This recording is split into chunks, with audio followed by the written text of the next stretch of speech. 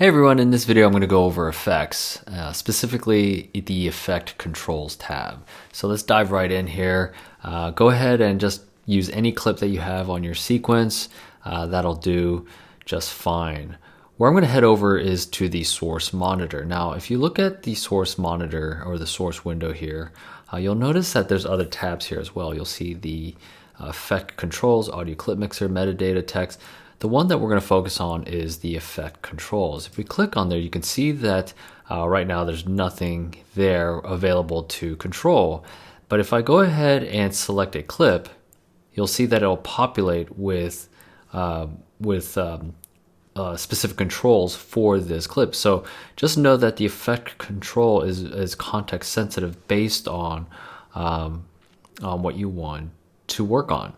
But let's start with the basics here. Number one, context sensitive. You can see that there's a video header because I've got a video selected, but you have a audio header as well, which I'm not going to go into in this video for now. But I just wanted to give it to you because sometimes, when you look at something, it can feel a little daunting to see all these little numbers and letters, and you get a little confused. So just know that it knows that it has video and audio. So just so you can see that, if I just option click the video, you can see that the audio is gone, right? Because it's context sensitive to what is selected. That'll populate in the effect controls. All right, let me go back to just selecting both for now. All right, so let's just keep it simple here. Let's focus on the position. So the position is the placement of the clip. So right here, we have two numbers here represented but with the X and the Y axis here. So right now, if I were to move this image on the X axis, it'll move it horizontally. And you can see that I'm moving my image. Now, of course, I'm moving a 1920 by 1080 footage or image inside a 1920 by 1080 sequence. So therefore, you're going to see some area that's black here because I've got nothing behind it, right? Now, if I were working in a 4K image, you probably have some leeway to be able to shift and move images around. Conversely, the x-axis, there's the y-axis, and I can go ahead and move that vertically as well. So these are just very, very, very basic animation functions without the actual animation part, which is keyframes, which we'll go over in a different video. All right, so when I go ahead and move that and I want to reset, anytime you want to reset any of the parameters, these little back arrows will do. So I just need to click on that, and now I go back to my default placement. Now scale, let's go into scale. Now scale allows you to scale up an image or scale down. Now keep in mind again that this is a 1920 by 1080 image inside the sequence that matches those parameters. If I were to scale up, keep in mind that I am losing resolution on the image. It's going to be a little bit blurry. This works better if you have a 4K image in a 1920 by 1080 sequence because the 4K image will be much larger and allows you to scale down. In fact, you probably wouldn't even scale up a 4K image. You'll probably want to scale down.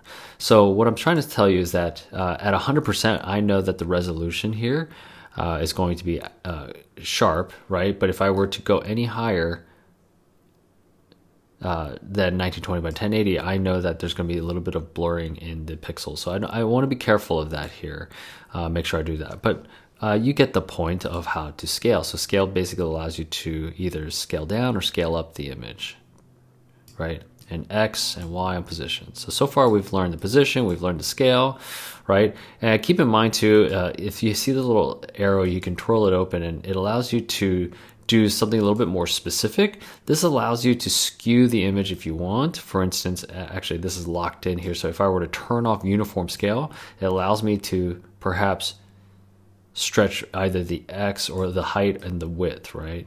So it allows me to manipulate the image even more than I would. I'm going to go ahead, undo, turn on uniform scale, because generally speaking, that's most likely what we're going to be needing with the image here, is to make sure that when you scale it, the X and Y will be uniform as it scales.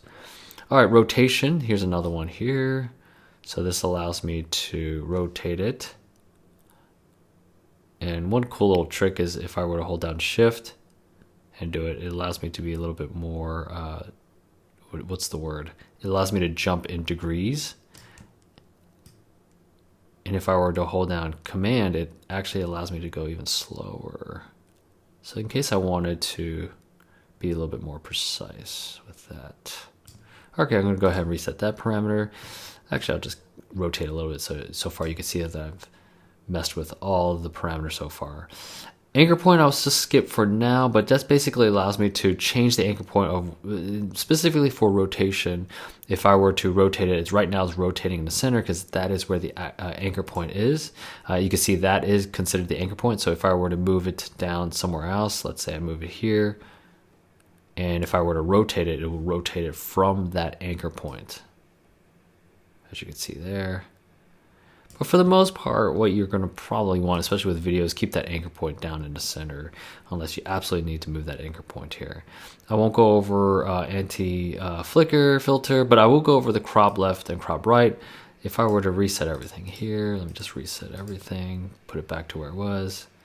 The crop is really nice because it allows you to crop the edges here. So this is crop left, this is crop top. And this would be good if you're perhaps doing some kind of picture-in-picture, maybe adding another picture here as well.